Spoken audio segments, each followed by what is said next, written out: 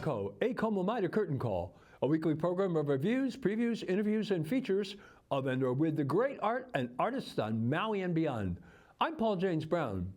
Well, they have done it again. The dynamic duo of playwright James Manier and director Genie Calagna have taken the talented young students of the Roots School on a theatrical journey par excellence. Everything about this show, Emerald City, Kansas, is astonishing. The acting, the costumes, the set, the makeup, the lighting, the sound.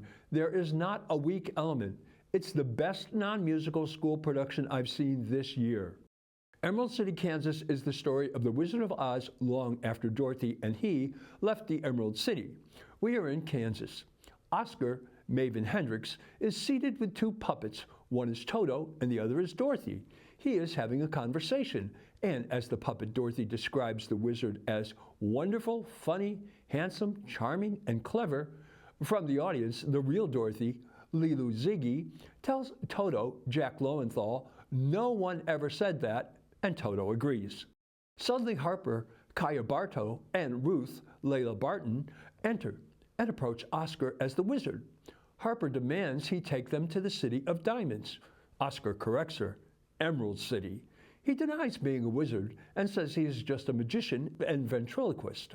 They don't believe him and bind and gag him and drag him off. Dorothy and Toto are distraught about this turn of events and decide to return to Emerald City to recruit their old friends to rescue Oscar from Harper and Ruth's clutches. When she arrives, the Scarecrow, Bronze Roberts, is now the smartest being in Oz and is the king.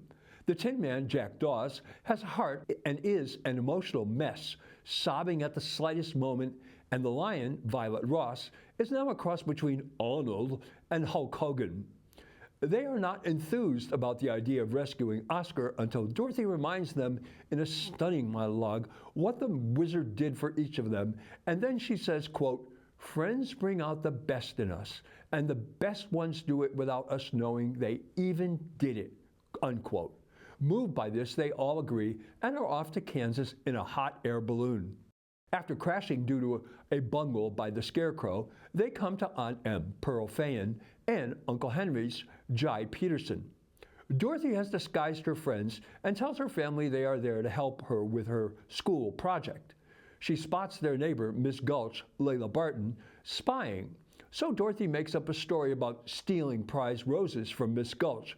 When that causes Miss Gulch to storm out, Dorothy tells them the real project is to find a missing person. Aunt Em suggests they go to the sheriff, Declan McGinn. They arrive at the sheriff's office and one of the funniest scenes ensues. Dorothy flatters the sheriff's missing persons finding ability. The sheriff says proudly, "All right then, who are y'all looking for?" "Well, we don't know her name, but we think she lives on a farm, maybe with her ma and pa, but that's not for sure, and she has a sister that used to live here a long time ago who disappeared one day and never came back." "Sounds like you want to report a missing person." "We're actually looking for the sister of the missing person." "So there are two missing people." "Well, not really. The one we're looking for isn't really missing. We just don't know how to find her."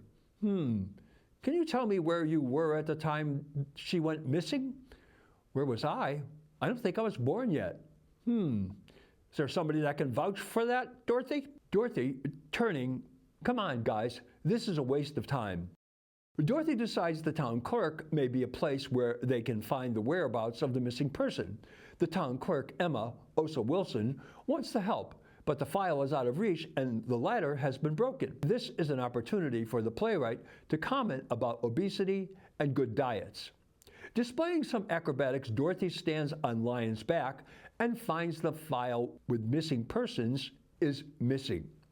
They return to Aunt Em's where Ms. Gulch overhears them discussing the missing person. Remarkably, Miss Gulch knows exactly where she may be. Meantime, Harper has recruited Norman Dion Vance to repair the broken valve on the balloon, and they are about to depart for the Emerald City when Dorothy et al. Arrive and stop them. She tells Harper that her sister Locusta is a well-regarded good witch, and she would be happy to see her. Then they have to decide who is going to go. The basket cannot support everyone, and when it turns into a real mishigas, Toto speaks up. "This is exhausting. You're all acting like a pack of squirrels fighting over some nuts. I'd rather chase my own tail or scratch some fleas than watch this spectacle any longer. How hard can it be to decide who goes? Everyone is amazed, and Oscar suggests he and Toto could make a good act. Toto doesn't think so. Harper, Scarecrow, Lion, and Tin Man fly off. Dorothy tells Toto she always knew he could talk. Toto barks, and Dorothy says, "Oh, come on." The play is witty, charming, funny, touching, and has great lessons about friendship, kindness, loyalty, courage, understanding, and forgiveness. The dialogue is snappy, thoughtful, and truthful. Mr. Menier has mastered playwriting, the most difficult written language art. Ms. Calagna was not only the director, but she also designed the sets and costumes. The Pro Arts Playhouse postage stamp stage presents the most challenging task for any set designer, especially when the play calls for multiple settings, as this one does. Ms. Calagna is the Tenzing Norgay of set design. The costumes bring out the best in their characters, and the thought she puts into every element of her work can be clearly seen and appreciated by all lucky enough to get a seat to their semi-annual limited engagements.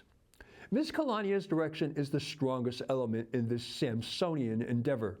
The moment-to-moment work of these child thespians, their listening and reactions, their projection, their truth when playing characters got this old dude, in the immortal words of Maynard G. Krebs, all misty.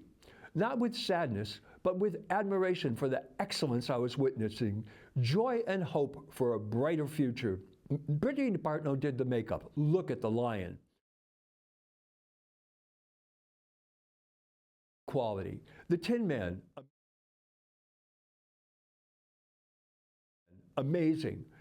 And others. Take note, theater people, we have another master of the art of facial transformation among us. Every member of the cast was outstanding. They knew who they were, what they wanted, and how to get it. One of the things that really stood out was even when they were not part of the scene, they were still fully in it, fully present every moment. These are children, not older than 6th grade. I love Miss Bartow's witch's cackle, Miss Ross's bravado, Master Dawes' melancholic sentimentality, Master Robert's confident intellectuality, Master Hendrick's cartwheel and puppetry, Master Lowenthal's acerbic, energetic barking, but Miss Ziggy's Dorothy was on another level. She was in command at all times. Her delivery was clear and she projected to the back of the house. The amount of text she had was far beyond any other character, and she never lost a moment. Her poise and confidence were what we expect in a seasoned professional. Brava, Miss Ziggy. I hope I'm around to see what else you do in the future. Ms. Calagna and Mr. Menier are a remarkable team who put together some terrific theater. Roots School is lucky to have them, and so are we.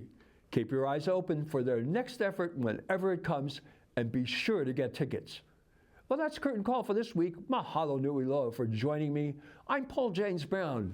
Maui strong. Ahui ho.